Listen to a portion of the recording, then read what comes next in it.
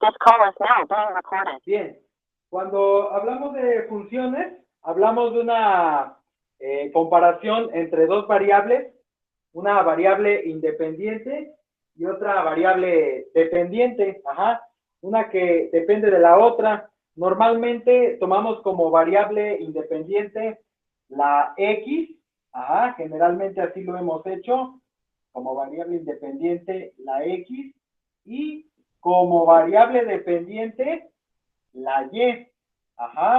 Ya en el terreno práctico, pues bueno, se pueden quizá utilizar algunas otras incógnitas, no hay ningún problema, o algunas otras letras, no pasa nada. Bueno, ahora, hay diferentes tipos de funciones.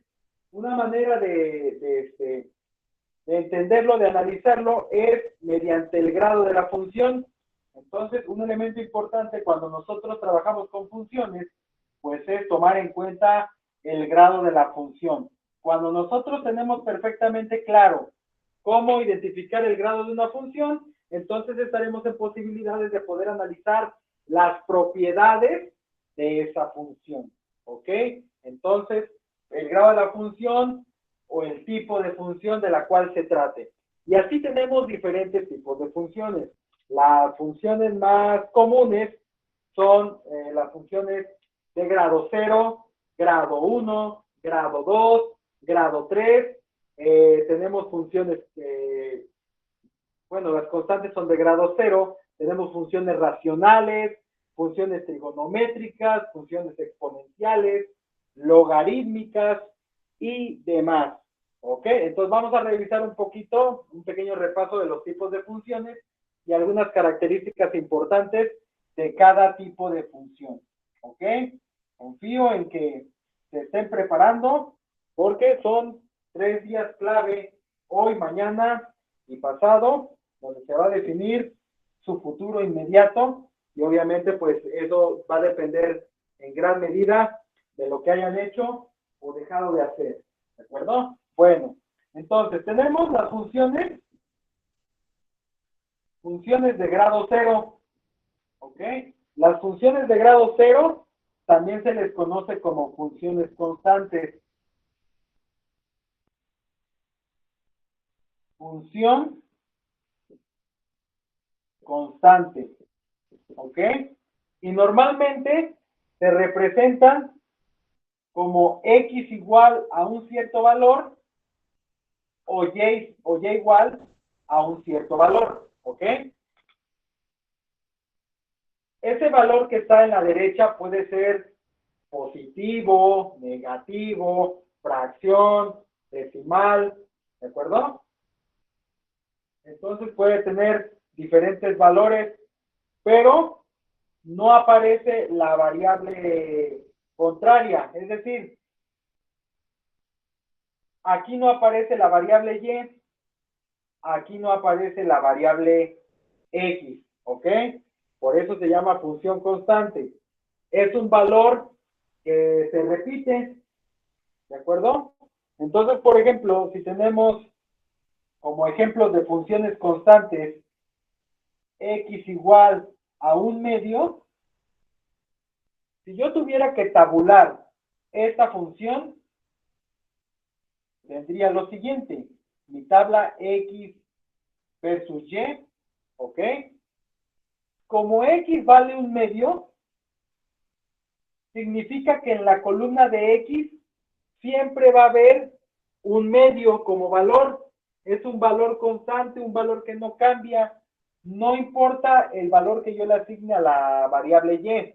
Entonces aquí tendría 1/2, menos 3, 1/2, 2, 1/2, 8, y así podría ir creando una tabla más larga, ¿verdad? Con valores donde aquí lo que tenemos que observar es que sin importar el valor de Y, el valor de X siempre va a ser 1/2 para este ejemplo, ¿ok? Para este ejemplo. Ahora, si el ejemplo fuera Y igual a menos 5, entonces al hacer mi tabulación, ¿verdad? De X contra Y, Aquí el valor constante es el de y. Entonces, no importa el valor que yo le asigne a x, y siempre va a valer menos 5.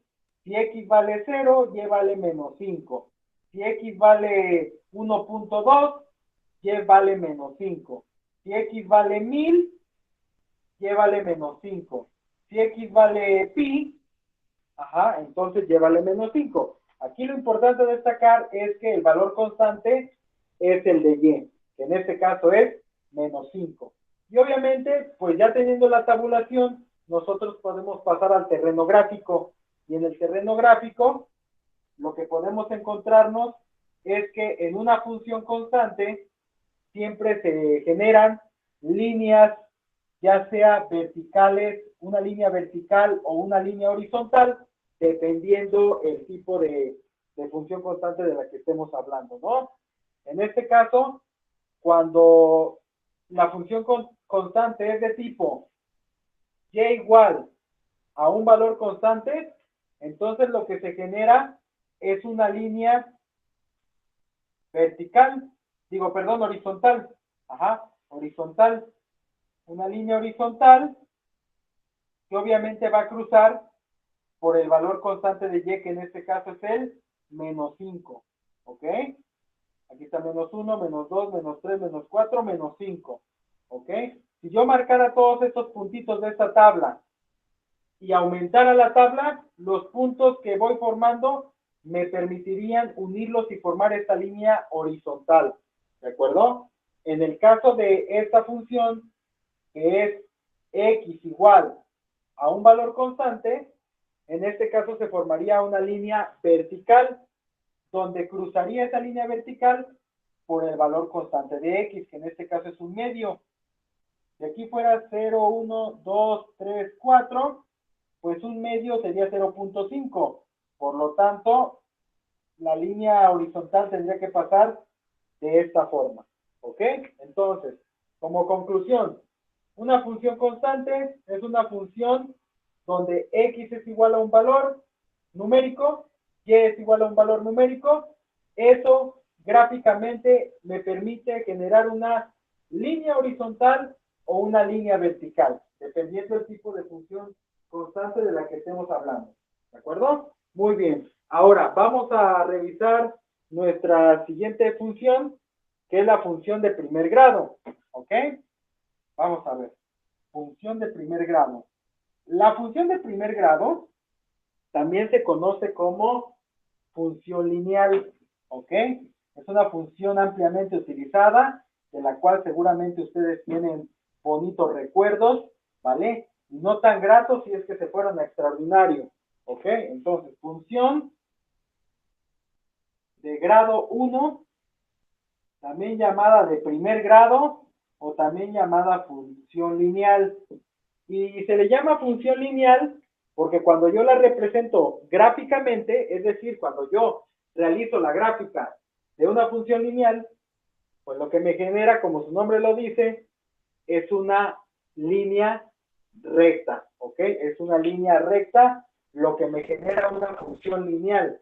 Ahora, la función lineal, en su forma simple, se representa como y igual a mx más b, ¿ok?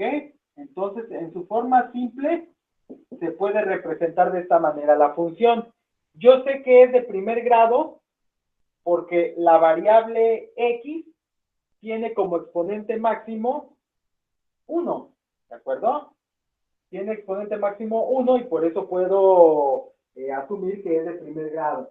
Si el exponente máximo fuera 2, ya estaríamos hablando de una función de grado 2 o de segundo grado y así sucesivamente. ¿Ok?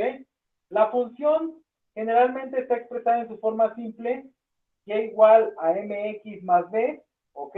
Pero también puede estar expresada en su forma general, ¿de acuerdo? En su forma simétrica. Ustedes recordarán geometría analítica de tercer semestre. En su forma general sería ax más by más c igual a 0. Esta es la forma general. Y la forma simétrica es X sobre A más Y sobre B igual a 1. Esta es la forma simétrica o canónica también se llama, ¿ok? Entonces, en este caso, nosotros podemos tener una función expresada en su forma simple y hacer una transformación a su forma general o una transformación a su forma simétrica, ¿ok? Vendría representando la misma función, simplemente que está escrita de diferente manera, porque cada una de estas formas nos permite brindar cierta información importante respecto a esa función que estamos analizando. ¿Ok? Entonces, ¿qué podemos obtener de datos importantes en una función lineal? En una función lineal podemos analizar si esa función crece o decrece. Ajá. Si una función crece, va en aumento, o si una función va disminuyendo. Ajá. Si crece o decrece. Y una manera de saberlo, sin llegar a la graficación, ¿ok? Sin tener la necesidad de graficar, una manera de saber si crece o decrece es observando o determinando la pendiente de esa función lineal, ¿de acuerdo? Entonces entraríamos en conceptos de pendiente. Para saber si crece o decrece, necesito saber la pendiente. Nosotros sabemos que la pendiente se representa con la letra M minúscula, y ustedes recordarán que hay diferentes fórmulas para determinar la pendiente. Una de ellas es M igual a Y2 menos Y1 sobre X2 menos X1. Otra fórmula para calcular la pendiente es tangente del ángulo de inclinación de esa recta. Si es que en mi problema me dieran el ángulo al cual está inclinada esa función lineal, podría yo calcular su pendiente, ¿ok? O de esta forma, que seguramente estas fórmulas les son familiares. Cuando en un problema me dan la función, me dan la ecuación de la función, entonces, para evitar calcular la pendiente de esta manera, porque de entrada no podrían hacerlo, porque si nada más les dan la ecuación, pues no les dan 2 puntos, no podrían utilizar esta fórmula, no les dan el ángulo, tampoco podrían utilizar esta fórmula. Pero si les dan la ecuación, de todas formas se puede obtener el valor de la pendiente. Por ejemplo, si la ecuación se la dan en su forma simple, pues la pendiente siempre va a ser el valor que acompaña a la X. Ajá. Una vez que tienen una ecuación en su forma simple, el valor que acompaña a la X es el valor de la pendiente. ¿Ok? Si la ecuación la tuvieran en su forma general, ajá, si la tuvieran en su forma general, la pendiente se calcula con la siguiente expresión, menos A sobre B. ¿Ok? Se calcula de esa manera. Toman el coeficiente de X, que es el valor de A, toman el coeficiente de Y, que es el valor de B, y hacen esta operación, y con eso encontrarían el valor de la pendiente. Si la función estuviera expresada en su forma simétrica, que no es tan común que esté expresada de esta manera, pues entonces tendría uno que hacer la transformación de la ecuación simétrica a la ecuación simple o bien a la ecuación general. ¿Ok? Y a todo esto ustedes se preguntarán, ¿para qué me sirve la pendiente? Ok. ¿Para qué me sirve la pendiente? Me sirve para saber si crece o decrece. Y eso va a estar determinado por el signo de la pendiente. ¿Ok? Va a estar determinado por el signo de la pendiente. Bueno, ahorita checamos este asunto del signo de la pendiente. Nada más, aquí me están preguntando, dice, ¿puede repetir la segunda fórmula, por favor? Ok. Si te refieres a estas fórmulas, la primera es pendiente igual a Y2 menos Y1 entre X2 menos X1, y la otra fórmula es pendiente igual a la tangente del ángulo de inclinación. tangente del ángulo, que en este caso está representado el ángulo con la letra griega teta, ¿ok? Así se llama esta letra griega. Es importante recordarles que cuando hagan su examen el día viernes y cuando hagan sus exámenes a posteriori, no pierdan de vista que no van a poder usar formulario. Todas estas fórmulas, todas estas expresiones ya deben de estar debidamente memorizadas, estudiadas, aplicadas y demás, ¿ok? El día de mañana hablaremos de las condiciones en las que van a hacer su examen del día viernes. Ahorita estamos trabajando con las funciones, ¿ok? Vamos a ver un pequeño ejemplo para poder trabajar todo esto que les acabo de platicar. Entonces, vamos a ver la siguiente función. Vamos a analizarla, ¿ok? Tenemos la siguiente función.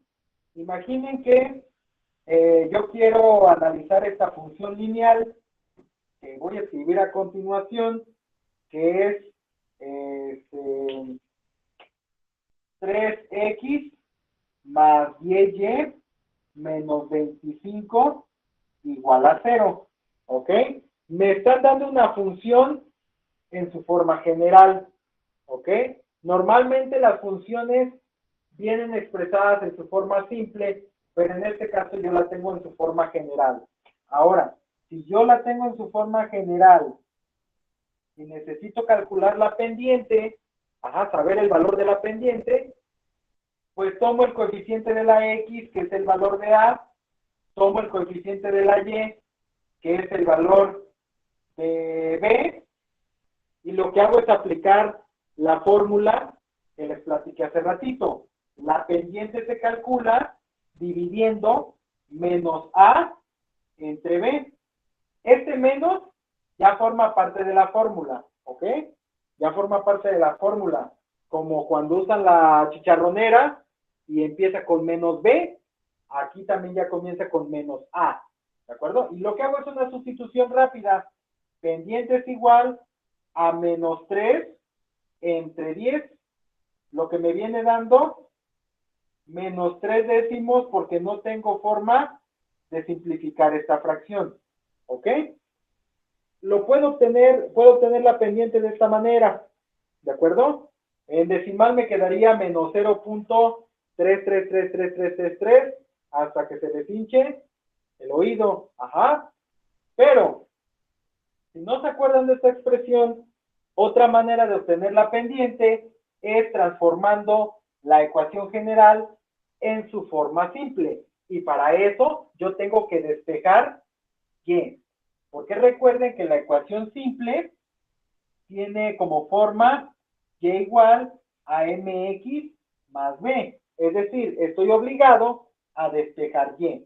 Si hacemos un despeje, como ya son unos eruditos de los despejes, porque ya lo trabajaron en física, entonces tenemos 10y igual a menos 3x más 25, ¿ok? Pasan al otro lado con operación contraria y luego la y la despejamos moviendo el 10 que está multiplicando, lo pasamos dividiendo. Por lo tanto, menos 3x más 25 se va a dividir todo entre 10.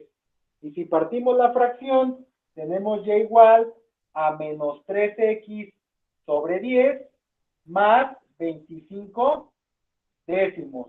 Y si simplificamos lo que se puede reducir, y sería igual a menos 3 décimos de x más 25 décimos se puede simplificar en quintos, ¿verdad? Si sacamos quintos, eso nos daría 5 medios, ¿ok? Y obviamente, como ya les platiqué, cuando tenemos la ecuación simple, el valor que acompaña a la x es la pendiente. Aquí el número que acompaña a la x es menos 3 décimos.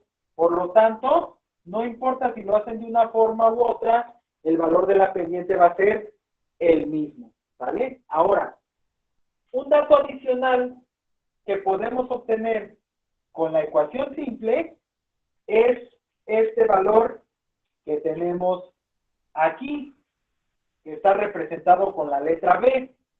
esa letra B se le conoce como ordenada al origen, ¿ok? Ordenada al origen. En términos sencillos, este valor de aquí, que nos puede quedar positivo o negativo en la función, lo que nos dice es el valor de y donde mi función corta o choca o cruza.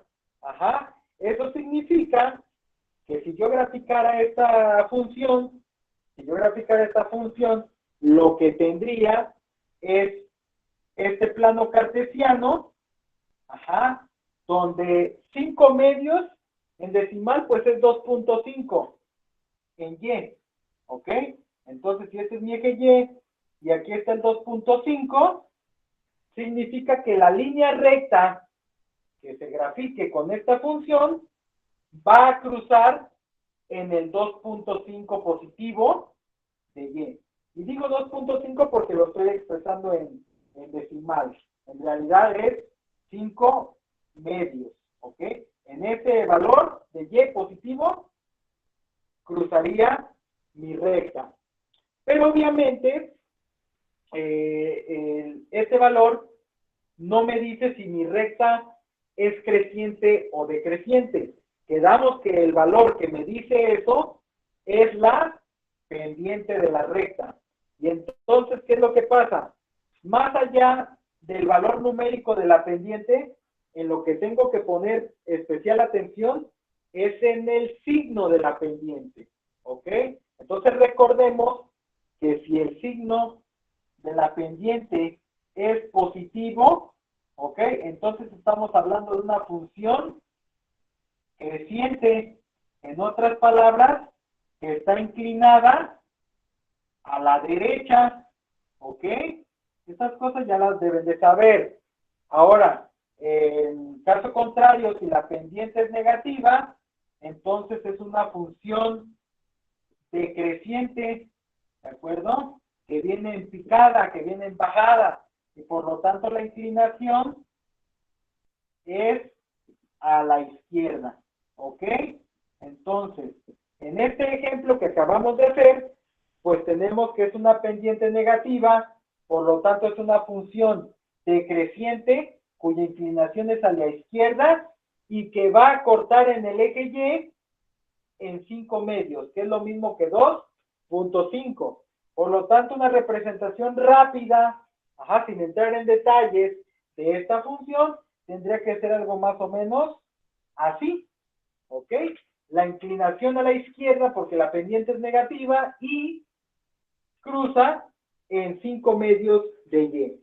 Entonces, para eso me sirve la ecuación en su forma simple, ¿ok? Entonces, más o menos, ahí está el asunto. Entonces, ¿qué podemos obtener nuevamente? De una función lineal, podemos obtener su pendiente, la inclinación que tiene esa recta, si es una recta, por lo tanto, creciente o decreciente, el valor de y, donde esa recta corta a ese eje y, ¿de acuerdo? Y bueno, como valores iniciales o como datos iniciales, esos son los que podemos obtener en una función de grado 1, ¿vale?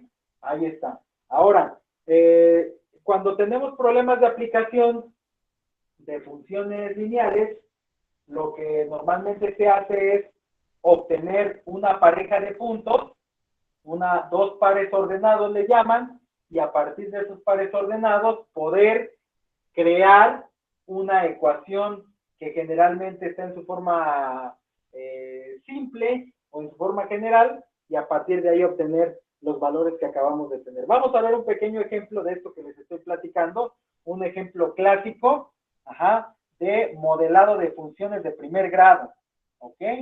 No nos va a ajustar el tiempo para ver todos los tipos de funciones, pero este tipo de funciones de primer grado son pues ampliamente utilizadas, son de las más comunes, entonces quizá esta información les pueda servir para reforzar lo que ya saben, ¿no? Y si ya saben todo, pues mucho mejor.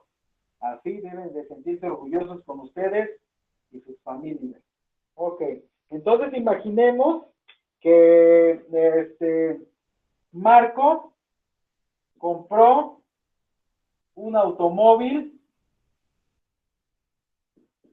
Marco compró un automóvil en 300,000 pesos. Ajá, 300,000 pesos. ¿Ok? Entonces, en el momento que él lo compró, costaba 300,000 pesos. Eso fue lo que pagó. Al cabo de 2 años, ¿ok? Ese auto estaba valuado en, ¿qué será? 220,000. 220, no, 220,000, vamos a dejar, ok. 220,000 pesos, sale. Entonces, Mario compró un automóvil en 300,000 pesos y al cabo de 2 años, ese auto estaba valuado en 220,000 pesos. Es decir, respecto al día en que lo compró, después de 2 años, ese precio ya había disminuido y en la vida real, eso es lo que realmente ocurre. Hay una depreciación. Hay quienes dicen que... Disminuye hasta más, ¿no, profe? Que hay quienes dicen que en cuanto... A ver, déjenme checar. ¿Sí se está viendo o no? Estoy tratando de analizar si se está viendo la pantalla. ¿Ven mi pantalla? Ok, vale, seguimos entonces. Ok, recuerden que si tienen algo que decir, me escriban en el chat, chavos, porfa. Porque si no, no les entiendo mucho. Gracias. Bien, entonces, hay una depreciación del valor del automóvil después de cierto tiempo. Hay quienes dicen que cuando el automóvil, tú vas y compras un auto en agencia, en el momento que arrancas ese automóvil y sales a la carretera o a la calle, ya desde ese momento ya perdió su valor. En el momento que tú firmas, tu póliza y todo lo demás, ya valió, porque ese auto ya no lo vas a poder vender en la misma cantidad en que lo estás comprando. Bueno, total, que aquí hay una devaluación, bueno, de 300,000 a 220,000 a cabo de 2 años. Si la depreciación es lineal con respecto al tiempo, ¿ok? Eso es importante que venga escrito, que es una depreciación lineal, es decir, que la disminución de dinero sea en la misma proporción conforme avanza el tiempo, ¿ok? Entonces, si la depreciación es lineal con respecto al tiempo, no sé, te pueden pedir, primero determina el modelo lineal, y para aquellos que no sepan qué es el modelo lineal, pues no es más que la función, ¿ok? Que represente esta situación, ¿ok? Que represente esta situación. Ahí está. Eso es lo que les pide, ¿no? Y a partir de ahí nosotros podemos generar más información, pedir más cosas y ponerlos a trabajar. Entonces, cuando tienen un problema de modelado lineal, de funciones lineales, al leer el problema, ustedes están obligados a analizar qué están comparando, cuáles son las variables que se están comparando. En este caso, se está comparando el tiempo, ¿ok? Se está comparando el tiempo y se está comparando el precio, ¿ok? El precio del automóvil con el tiempo que ha transcurrido, ¿de acuerdo? Ustedes determinan cuál es su variable dependiente y cuál es su variable independiente. A lo mejor, para algunos de ustedes, el precio va primero porque van a decir, pues el precio va primero porque el precio depende del tiempo que ha transcurrido, o a lo mejor lo tienen al revés, no pasa nada, ¿de acuerdo? Entonces, el precio y el tiempo. Empezamos a leer nuestro problema y lo primero que nos encontramos es que Marco compró un automóvil en 300,000 pesos. ¿Ok? 300,000 pesos es el primer precio que nos encontramos en el problema. Ahora, es importante que cuando ustedes hacen un modelado lineal o el modelado de cualquier función, tengan perfectamente claro en qué unidades están cada una de estas variables. El precio, pues bueno, el precio está en pesos, ¿no? El precio está en pesos, ahí no hay tanto problema. Pero para el tiempo, sí tienen que tener bien claro la unidad de tiempo en la que lo van a manejar. En este caso, yo el tiempo lo voy a manejar en años, ¿ok? Pude haberlo tomado en meses, pude haberlo tomado en días, en horas, en alguna otra unidad, si es que no me la especifica el problema, pero en este caso yo la voy a tomar en años, ¿vale? Ahí está. Aquí viene la pregunta chida que seguramente ustedes ya tienen respuesta. ¿Qué número tendría yo que asignarle aquí a la variable tiempo para que el precio fuera de 300,000? Acabo de comprar un auto en 300,000 pesos. Ajá. ¿Cuál sería el tiempo aquí? Porque el otro está perfectamente claro. Dice, al cabo de 2 años han pasado 2 años. Pues 2. Es de 220,000. ¿Ok? Ahí no hay tanto problema, porque cuando pasan 2 años el precio es de 220,000. Pero aquí, en esta parte del tiempo, ¿cuántos años han pasado desde que el precio estaba en 300,000 pesos? ¿Qué tiempo sería?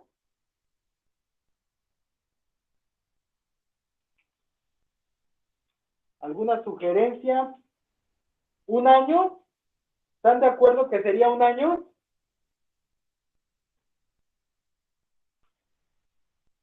Cero. Año cero, dice Alexis Soto. ¿Un año o cero? ¿Cuál será el valor ahí en el tiempo? Rabadán Torres dice que 0. Mariana dice que 0. Perfecto. Así es. Aquí el tiempo es tiempo 0.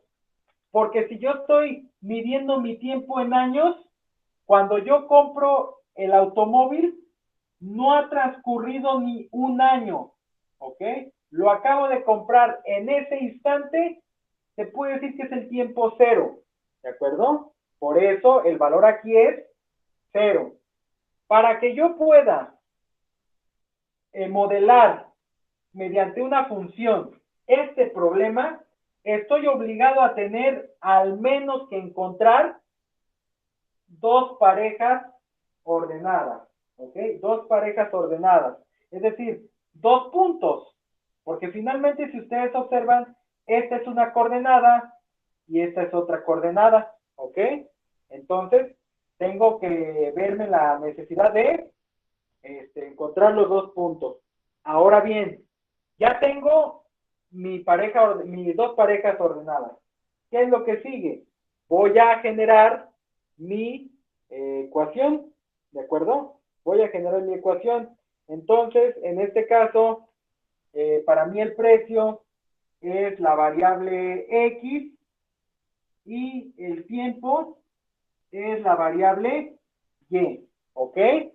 Entonces los valores de X son estos dos, los valores de Y son estos dos, ¿de acuerdo? Y entonces lo que hacemos es recordar nuestras mágicas clases de geometría analítica y modelado de funciones, aplicaciones de la función lineal, y me acuerdo que cuando yo tengo la coordenada de 2 puntos, puedo obtener esa función utilizando la siguiente expresión. Y menos y1 igual a m por x menos x1. ¿Ok?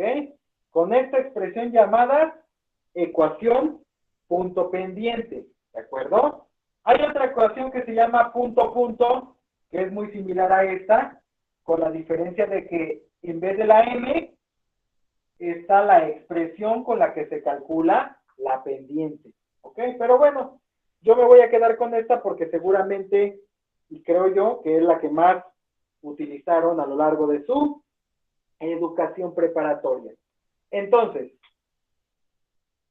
para poder utilizar esta función, pues primero necesito calcular la pendiente.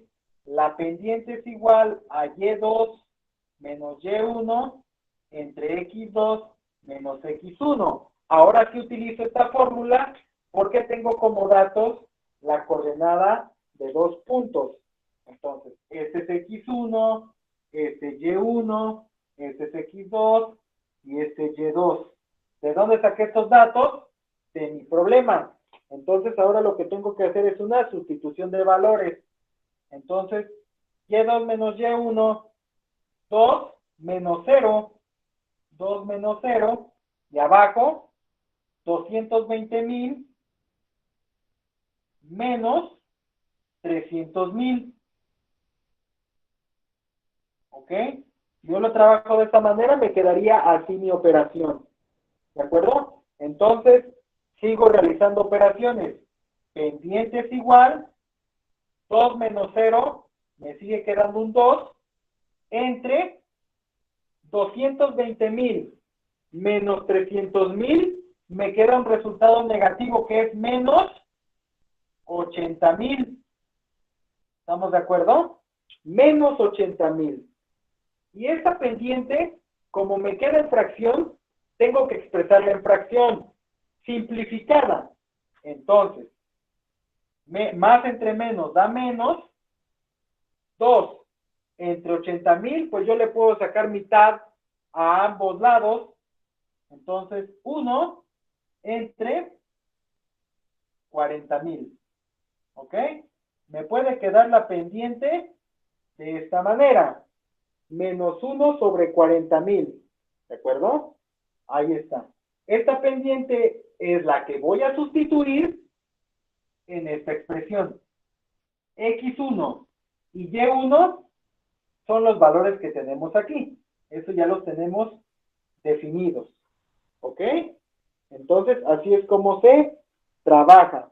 Ahora, ya sabemos que la pendiente entonces vale menos 1 sobre 40,000.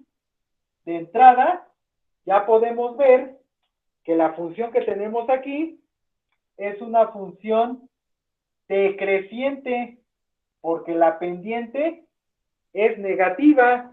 Si yo graficara el precio con respecto al tiempo, se va a dibujar una gráfica que va a estar inclinada a la izquierda, porque la pendiente es negativa, ¿sale? Entonces, ese tipo de cosas las vamos asimilando conforme vamos revisando los problemas.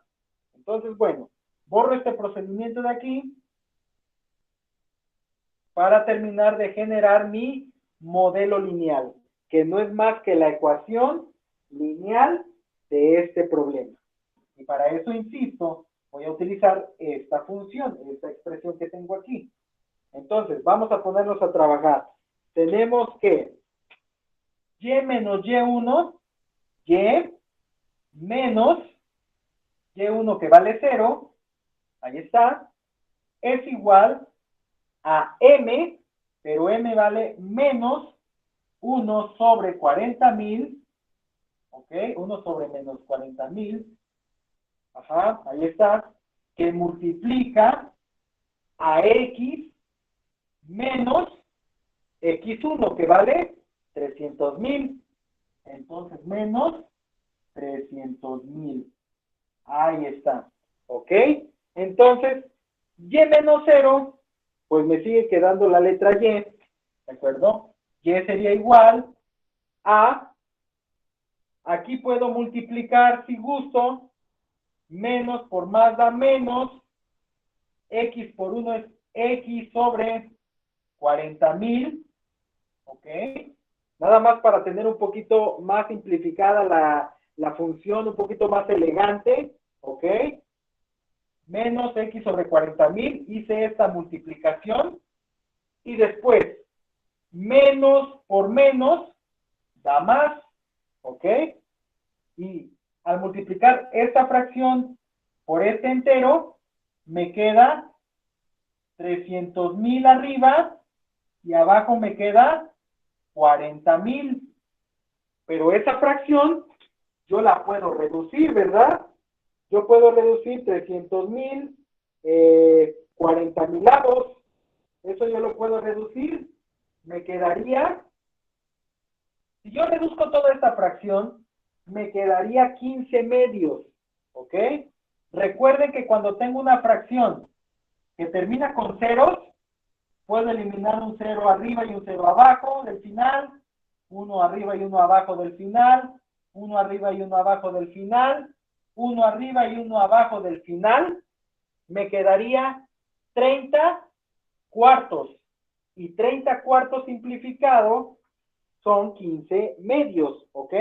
Entonces, hay que tener un manejo extraordinario de las fracciones para evitar hacer mucho trabajo, ¿ok? Entonces, la simplificación de la fracción que nos quedó aquí, producto de esta multiplicación, queda expresado en 15 medios, ¿ok? Y puedo dejar la expresión así, o pasarla a decimal. Ahora sí que ya depende del criterio del profesor cómo quiere expresadas las funciones lineales. En mi caso yo la voy a dejar así, ¿ok? La voy a dejar así para que se vea ahí más o menos sabrosa y suculenta, ¿no? Esa sería la expresión de esta situación, ¿ok? Yo con esta expresión pues puedo averiguar a lo mejor el precio que va a tener el automóvil después de 8 años, después de 15 años, de 20 años, ajá, o a lo mejor puedo obtener en qué tiempo mi automóvil va a valer 50 pesos, ¿no? Por decir algo. Ahí en esos casos habría que hacer una sustitución de valores y despejar la incógnita que se necesite, ¿vale? Entonces, nada más es un pequeño recordatorio de cómo se modela una función lineal, ¿ok? Para que no les sorprenda. Cuando vean probablemente investigación de operaciones, quizás se puedan topar con algo de esto, pero a diferencia de este tema, en investigación de operaciones se ven funciones todavía con más variables. Aquí nada más estoy utilizando dos variables. En temas de investigación de operaciones se ven funciones con más variables, con 4 incógnitas, 5 incógnitas, ¿ok? Problemas de optimización. Entonces, bueno, ya llegará el momento de revisar ese tipo de menesteres. Pero ahorita estamos aquí. Ahora, además de las funciones de primer grado, tenemos otras funciones que también son muy comunes, que son las funciones de segundo grado, ¿ok? Funciones de segundo grado o de grado 2, ¿ok? Pues vamos a echarle una ojeadita a ese tipo de función. Tenemos función de grado 2, ¿ok? La función de grado 2 también se le conoce como función cuadrática, ¿ok? Cuando yo grafico una función de grado 2, cuando yo la grafico, lo que se muestra gráficamente, lo que yo puedo ver, es una figura que conocemos como parábola, ¿ok? Entonces, una función de grado 2 nos puede arrojar una parábola que abra hacia arriba o una parábola que abra hacia abajo, ¿ok? Únicamente una parábola que abra hacia arriba o bien una parábola que abra hacia abajo. Si bien ustedes vieron geometría analítica en tercer semestre el tema de parábolas, y ustedes recordarán que hay parábolas, además de estas dos, una que abre a la izquierda y otra que abre a la derecha, si bien estas también son parábolas, estas dos son parábolas, pero no son funciones, ¿ok? Estas dos son parábolas, pero no son funciones. ¿Y cómo sé que no son funciones? Porque recuerden que cuando tienen una gráfica y quieren saber si esta gráfica es una función, utilizan lo que se conoce como el criterio de la línea vertical. Trazan una línea vertical sobre la gráfica y si esa línea toca en dos puntos a la gráfica, entonces cuando toca en dos puntos o en más puntos, esta gráfica no me representa una función, me representa solamente una relación. Si la línea vertical solamente tocara en un punto, como es este caso, que toca en un punto, y si trazo esta línea vertical aquí, también toca en un punto, y si trazo otra aquí, también toca en un solo punto, cuando la línea vertical que yo trace toque en un solo punto, entonces esta gráfica me representa una función. Esto que estoy haciendo se conoce como criterio de la línea vertical, para que le echen un ojo. En esta parábola, pues si yo trazo la línea, toca en dos puntos. No es una función, es una relación. Y ahorita estamos hablando específicamente de funciones de grado 2. ¿Vale? Entonces, estas dos parábolas no entran en el juego. Ahora, como toda función, en el caso de las de segundo grado, también tienen una expresión algebraica, ¿verdad? Entonces, podemos tener una expresión algebraica donde podemos tener que la función y es igual a ax cuadrada más bx más c, ¿ok? Entonces, esta función cuadrática, al igual que una ecuación cuadrática, puede estar completa o puede estar incompleta, pero el punto es que sea función de segundo grado. Ahora, sin necesidad de graficar, yo puedo saber si la orientación de la parábola es hacia arriba o es hacia abajo. ¿Cómo le hago? Revisando el signo del término cuadrático. Ajá. El signo del coeficiente del término cuadrático es el que me dice la orientación de la parábola. Entonces, si yo al revisar el signo de esta expresión resulta que es un signo positivo, entonces la parábola abre hacia arriba. Si el signo, por el contrario, es negativo, entonces podemos asegurar que la parábola abre hacia abajo. ¿Ok? Entonces, ¿cómo puedo saber si la parábola abre hacia arriba o abre hacia abajo? Por el signo del coeficiente cuadrático, el coeficiente que viene aquí. ¿Ok? No necesito ponerme a graficar, no necesito ponerme a hacer mi tablita de X con y trazar los puntos y unir los puntitos para ver si la parábola abre hacia arriba o hacia abajo. Simplemente con el signo de aquí me es suficiente. ¿Ok? Entonces, por ejemplo, si yo tengo la función y igual a X cuadrada menos 8, ajá, yo puedo decir con total seguridad que esta parábola abre hacia arriba. Si yo tengo y igual a menos x cuadrada más 8x menos 7, entonces yo puedo decir con total seguridad que esa parábola abre hacia abajo, ¿vale? Y así podemos citar más ejemplos, pero creo que no hay mucho problema en identificar la orientación de las parábolas, ¿ok? ¿Qué información puedo obtener de las parábolas?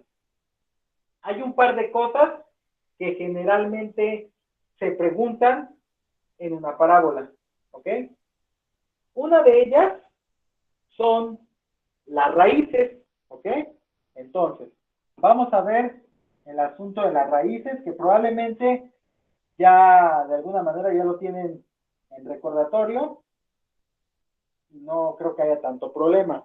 Entonces, en una función de segundo grado, una de las cosas que les pueden pedir es las raíces, ¿verdad? Entonces, ¿qué son las raíces? En una función de segundo grado, imaginemos que es una función que tiene orientación hacia arriba, las raíces son aquellos puntos o aquel punto, porque puede ser un punto o dos puntos o ninguno, son aquellos puntos donde la parábola corta al eje X, ¿ok? Son aquellos puntos donde la parábola corta al eje X. En este ejemplo tenemos una y dos raíces, pero por ejemplo podemos tener funciones de segundo grado donde solamente tengamos un solo punto donde cruza donde la parábola cruza el eje X. Entonces aquí nada más tenemos una raíz, y podemos tener casos donde no tengamos ningún punto de cruce con el eje X, claro, ¿ok? Entonces aquí, por ejemplo, no tenemos raíces, 0 raíces, 2 raíces y una raíz. Y una de las formas para encontrar las raíces de una función, pues es utilizando la fórmula general. Menos b más menos, raíz cuadrada de b cuadrada menos 4ac, todo sobre 2a. La otra forma de hacerlo es factorizando. Factorizando o utilizando fórmula general, ¿de acuerdo? Hagan de cuenta que obtener las raíces de una función es exactamente lo mismo que si les pidieran resolver la ecuación de segundo grado. Básicamente es lo mismo. Entonces, así es como obtienen los valores de las raíces de una función de segundo grado. No voy a ahondar más en este tema porque ya lo han visto, pero bueno, vamos a hacer un ejemplo rapidito y práctico de esto.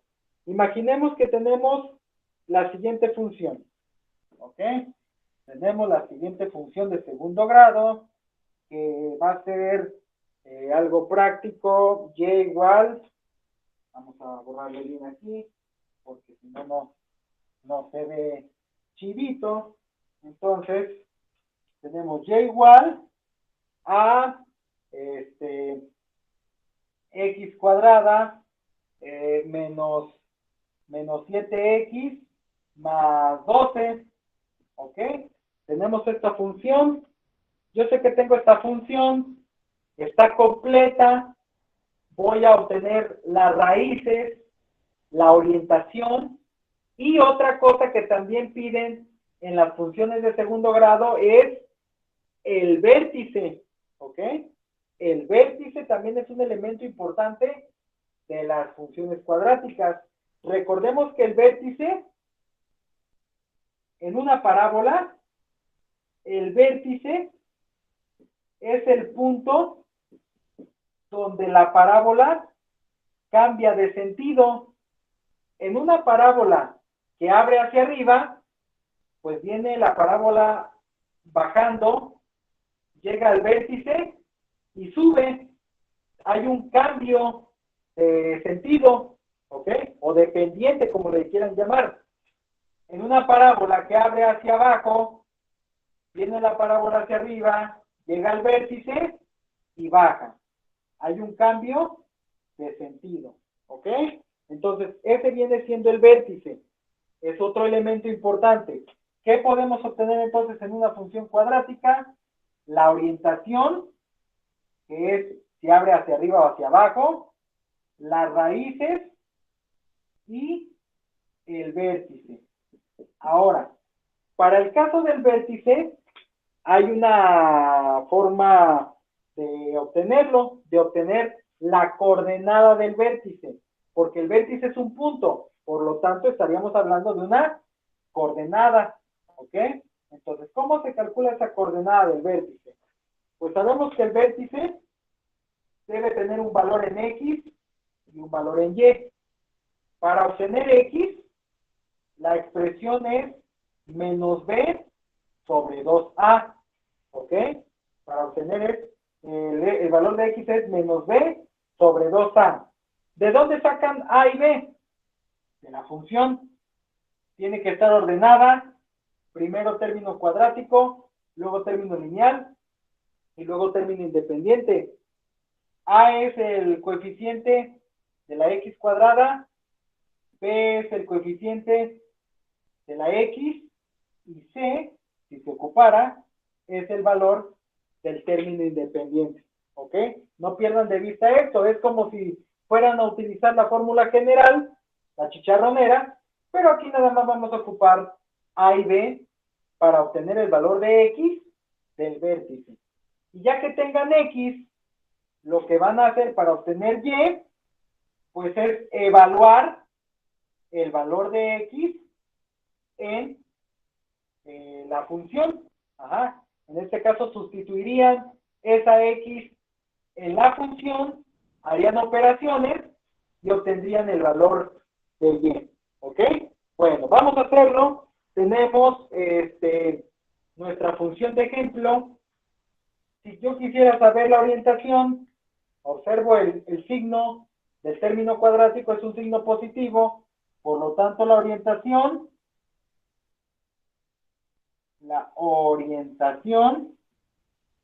de entrada es hacia arriba. Ajá. Esta es una parábola que va a abrir hacia arriba. ¿Ok? Bueno, eso es por una parte. Segunda situación, las raíces. Para las raíces, recuerden que yo puedo factorizar o puedo utilizar la fórmula general, cualquiera de las dos cosas. Si yo factorizo este trinomio, si yo factorizo, entonces es un trinomio de la forma x cuadrada más bx más c, donde si yo factorizo este trinomio, se generan dos factores. La raíz del primer término es x, signo de medio en un factor, multiplicación de signos en otro factor, dos valores negativos que multiplicados me den 12 y que sumados me den menos 7, sabemos que es 4 y 3. Menos 4 por menos 3 me da más 12, menos 4 menos 3 me da menos 7. Pero la factorización, así como está, no me da las raíces.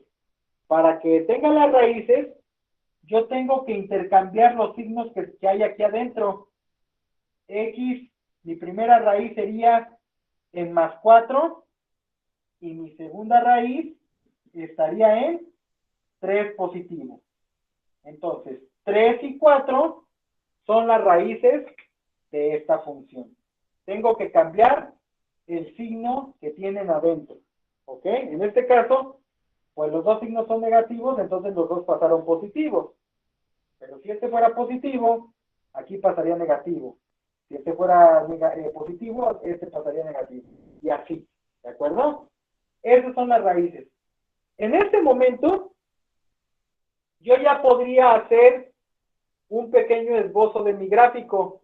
Sin meterme en un gráfico a detalle, ya me puedo dar cuenta más o menos cómo se va dibujando mi parábola. Solamente que me hace falta un dato. El vértice. ¿Ok? Entonces, para el vértice, lo que tenemos es lo siguiente. Vértice. Primero, sacamos el valor de X con esta expresión. Ya sabemos que B vale menos 7 y A vale 1. ¿Ok?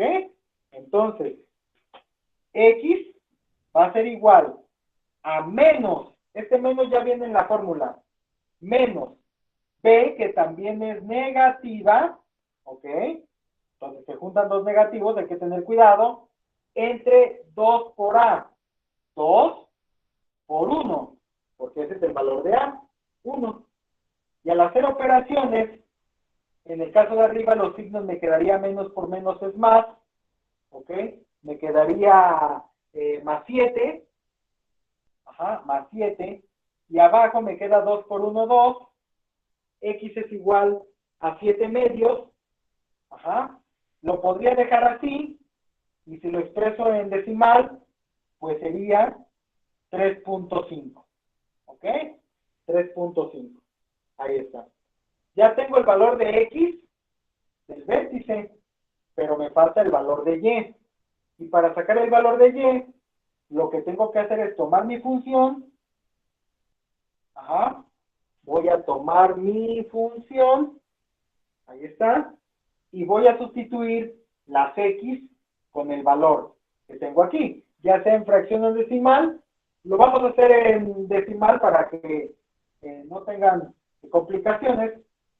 3.5 al cuadrado menos 7 por 3.5 más 12.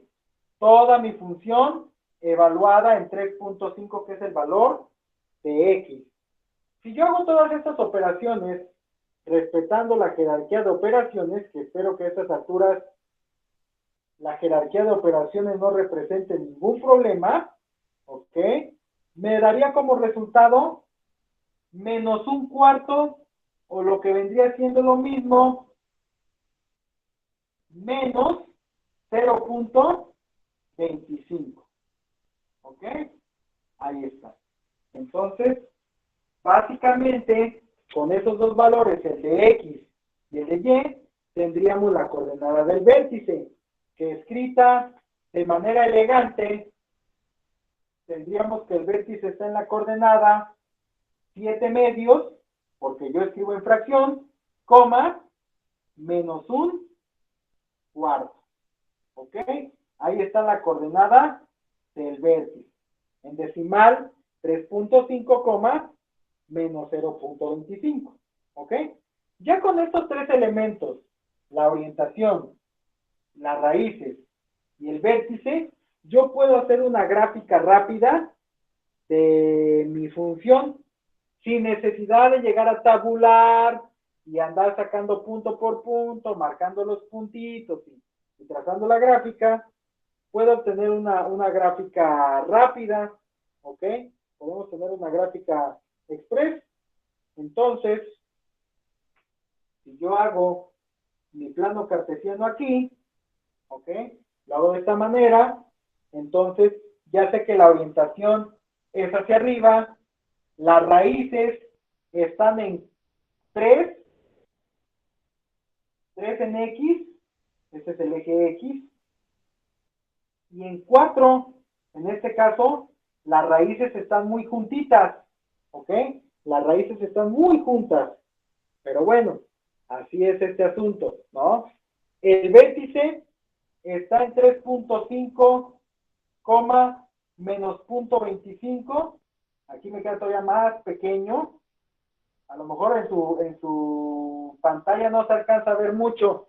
Voy a hacer una gráfica un poquito más amplia para que se vea chidori, ¿no? Para que digan, no, pues sí, este profe sí le salió el ejercicio chido. Ok, vamos a ver. Voy a borrar esto de aquí. Entonces, ok. Vamos a borrar esto de acá. Porque lo que nos interesa, pues, es la coordenada del vértice. ¿Sale? Ahí está. Entonces, tenemos nuestro plano cartesiano, ¿ok? Ahí está, suculento plano cartesiano, X con Y. Voy a poner marcas de punto 5. Punto 5, 1, punto 5, 2, punto 5, 3, punto 5, 4. .55, para que estén un poquito más separadas. Y lo mismo voy a hacer para Y, .51, .52, .53, .54. Y hacia abajo pues sería lo mismo, -1, -2, -3. Ok, un poquito para que sea más amplio. La orientación es hacia arriba. Las raíces es en 3 y en 4. ¿Ok? Las dos raíces están casi juntas. Y el vértice está en 3.5, menos 0.25. Aún así nos queda muy chico, pero bueno, ya está un poquito más visible quizá el gráfico que como lo pretendía hacer al principio.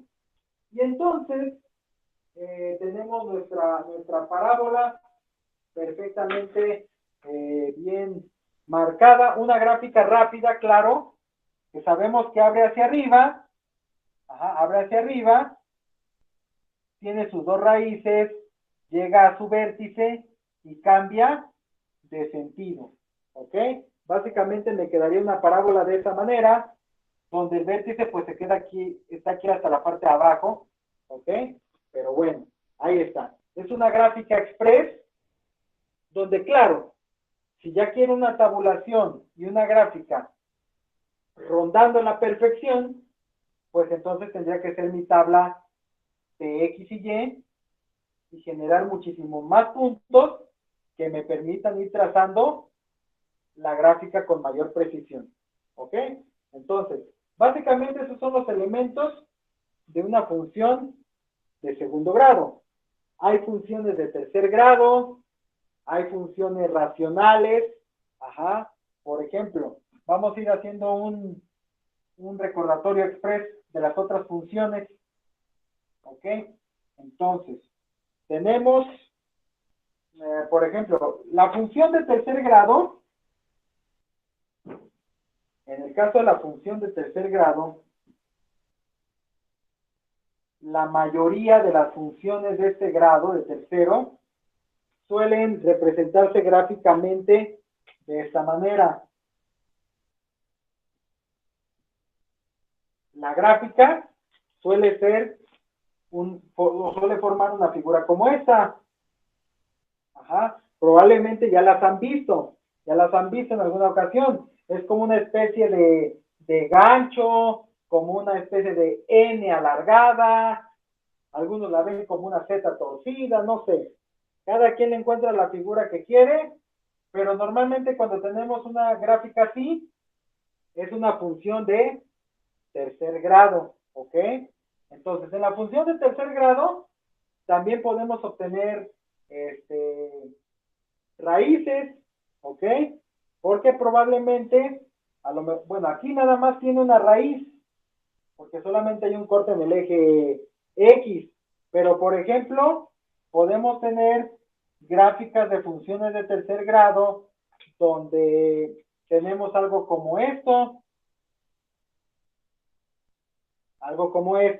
y entonces tenemos 1, 2, 3 raíces. Ahora, aprovechando el bug, es importante destacar que el número de raíces que tiene una función no debe pasar el grado de esa función. Si estoy trabajando con una función de tercer grado, no debe de haber más de 3 raíces. Puede haber menos, pero más no, ¿vale? Y lo mismo pasa con la función de segundo grado. Puede haber como máximo 2 raíces, pero no más de 2, ¿ok? Entonces, eso pasa con la función de tercer grado. Ya con las funciones de cuarto grado y demás, pues las figuras que se forman son muy variadas, ¿ok? Entonces, con la función de cuarto grado en adelante, pues las gráficas pueden ser un tanto disvariadas. A veces tenemos cosas como esta, así, o a veces la tenemos al revés, en forma de W, ¿de acuerdo? En fin, otro tipo de figuras. Y aquí ocurre exactamente lo mismo. Las raíces no deben sobrepasar, el número de raíces no debe sobrepasar el grado de la función. Si aquí es función de cuarto grado, no puede haber más de 4 raíces. Si fuera de quinto, no más de 5 y así, sucesivamente.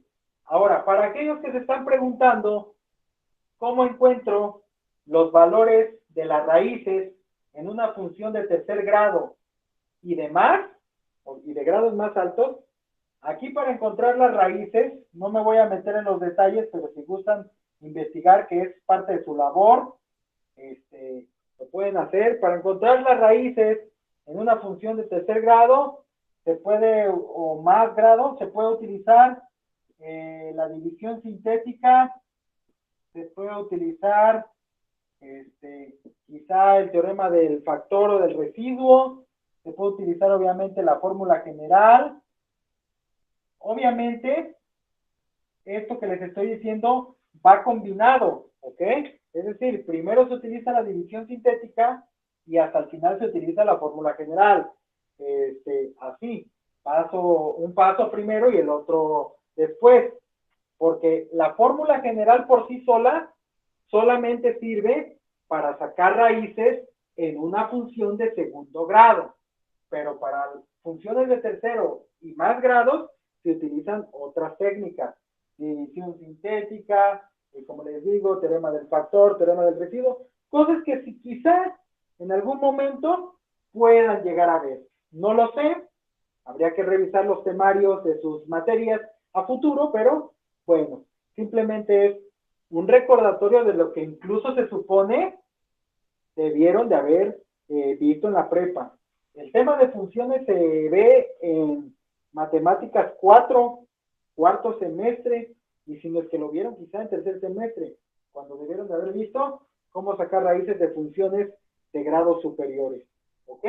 Bueno, otro ejemplo de función, además de estas, que además, dicho sea de paso, son funciones continuas. ¿Ok? Recuerden que hay funciones continuas y discontinuas. Las continuas son aquellas donde yo puedo formar la gráfica con un solo trazo. Es decir, no hay cortes, no hay choques. Todas estas son funciones continuas. ¿Ok? Pero cuando ya hay cortes, hay choques, hay rupturas, entonces ya estamos hablando de funciones discontinuas. Y entonces, ejemplos de funciones discontinuas son la función racional, ¿ok?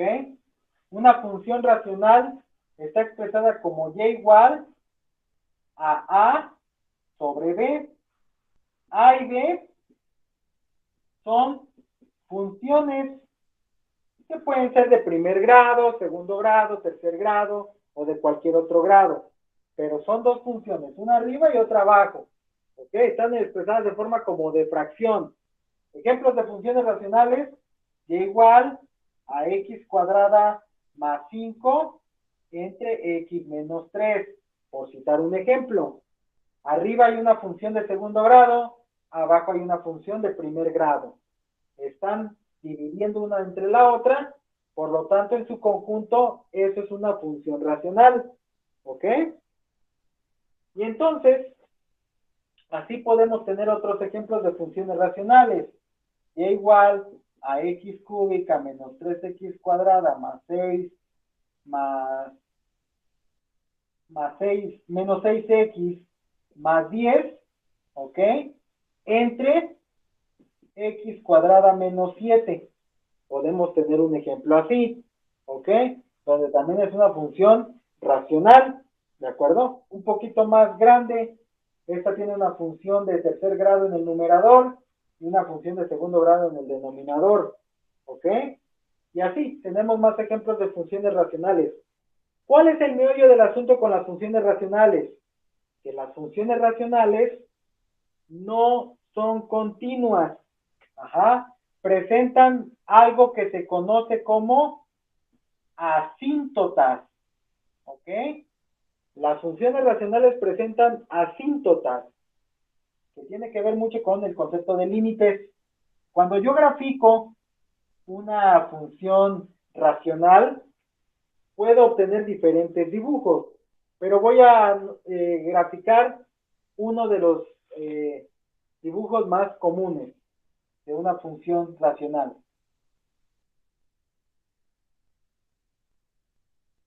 A ver, aquí me pasé de azteca.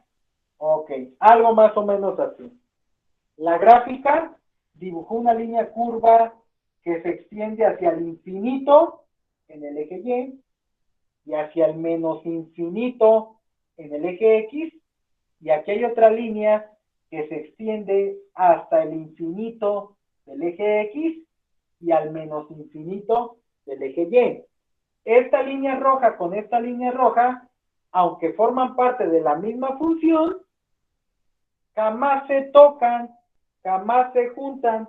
Hay un vacío, o en este caso hay dos vacíos que normalmente se representan con líneas punteadas, ¿ok? Entre este gráfico y este. Aquí también hay otro. Entonces, esos vacíos, esas líneas punteadas que yo acabo de graficar, se conocen como asíntotas y solamente están presentes en las funciones racionales, ¿ok?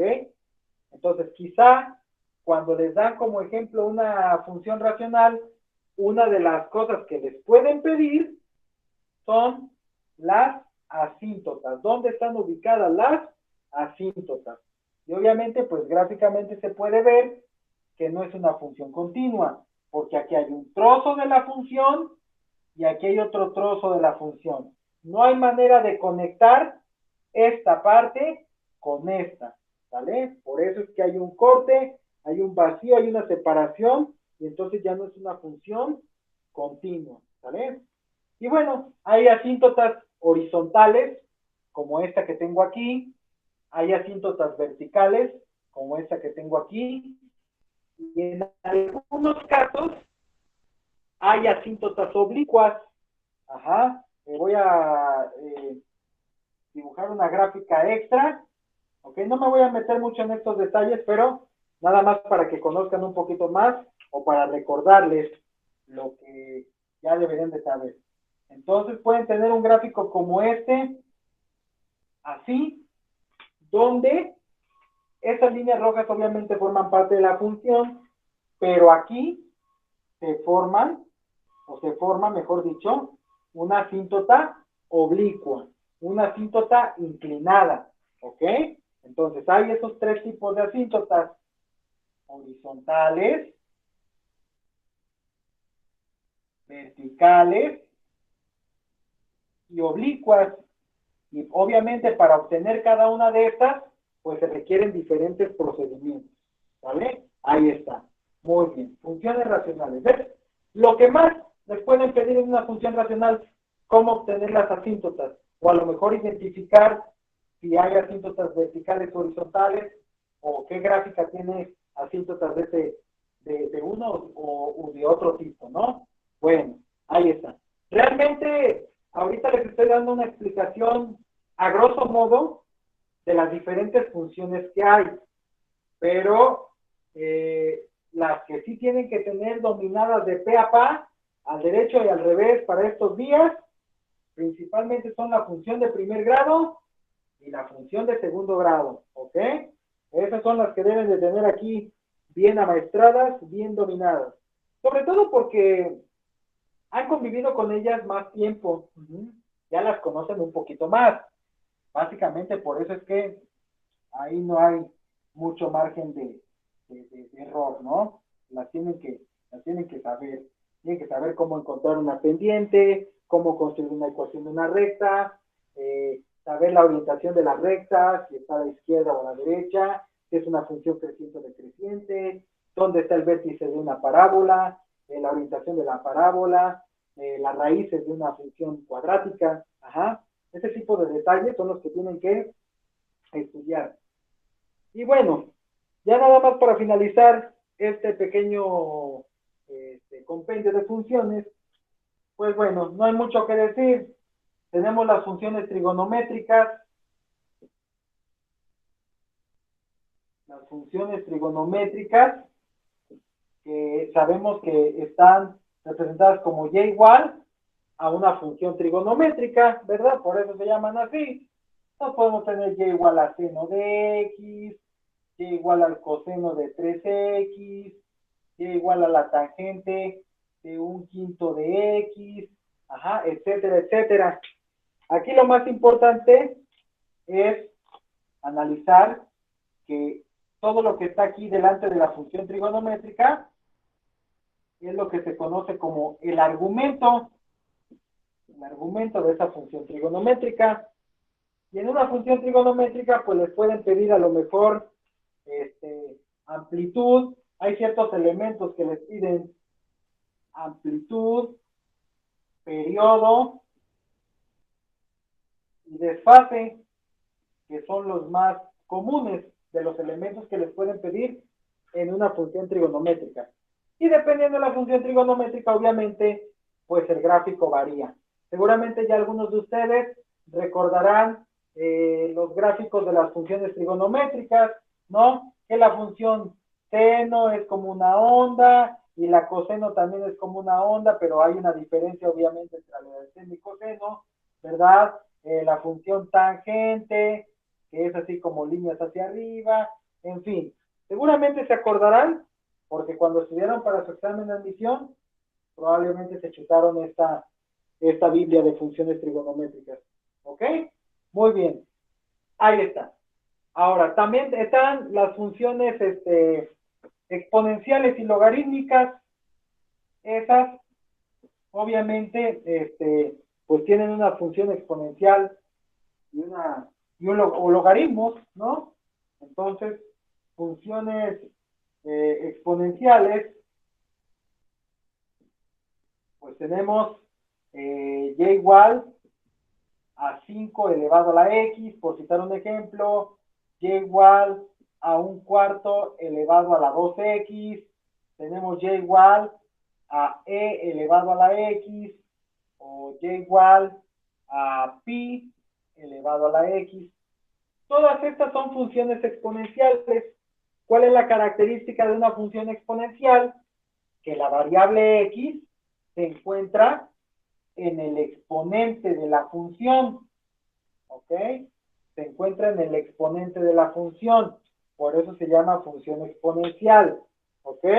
Y bueno, dependiendo el signo del exponente, puede ser que estemos hablando de funciones que crecen así aparatosamente, ¿de acuerdo? O podemos tener funciones que crecen exponencialmente hablando, ¿ok?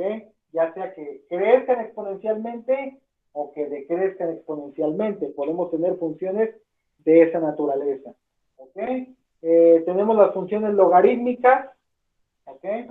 Las funciones logarítmicas, ¿cómo les encantan los logaritmos, no? Funciones logarítmicas. En el caso de las funciones logarítmicas, y igual al logaritmo de cierta base de 5x, por citar un ejemplo. En este caso, la variable x se encuentra en el argumento del logaritmo. Recuerden que uno de los logaritmos más utilizados es el logaritmo de base 10, pero no necesariamente es la única base que se tiene. Por ejemplo, este logaritmo es de base 5. La base es el número pequeñito que está aquí, después de la letra G. Si no hay nada, se sobreentiende que la base es 10, ¿ok? Pero en este caso, si la base no es 10, fuera otra base, se tiene que escribir, ¿ok? También está el logaritmo natural, ¿ok? El logaritmo natural también sería una función logarítmica. Logaritmo natural o logaritmo neperiano, ¿ok? Como también se le conoce.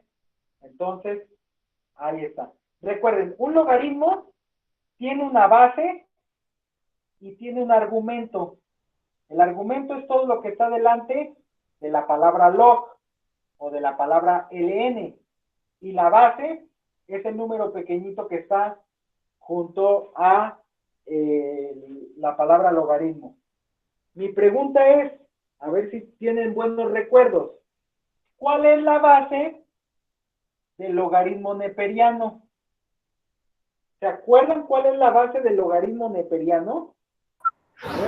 Infinito, ¿no? ¿Cómo? Infinito. ¿Infinito? No, no es infinito. No, esa no. No es infinito la base del logaritmo neperiano. Tampoco es 10.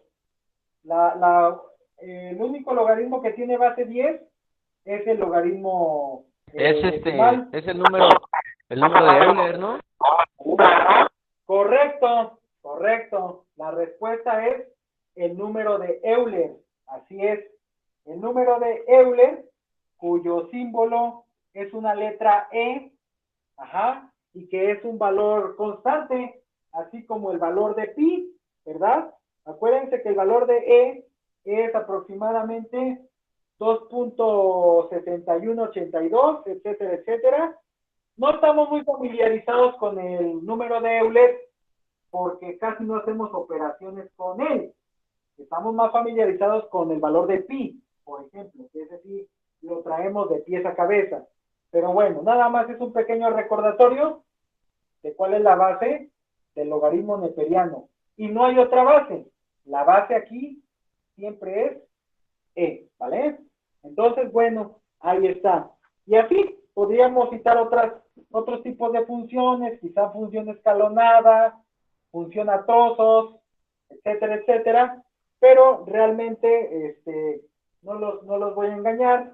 Esas funciones pues no vienen en el examen y quizá no vale la pena en este momento profundizar en esos menesteres. ¿Ok?